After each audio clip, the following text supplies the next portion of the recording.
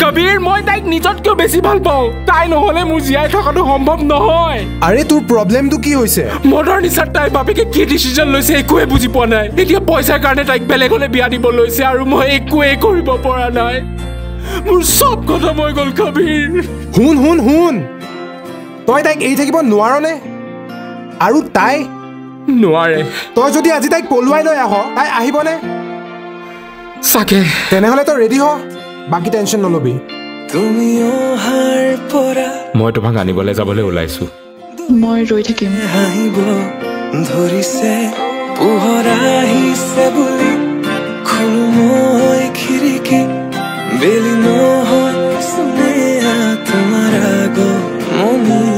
যদি কবি মই কবিতাৰ ছন্দ তুমি হবানে বগা কাগজ কলমৰ লিখনি উদ্দেশ্য তুমি হবানে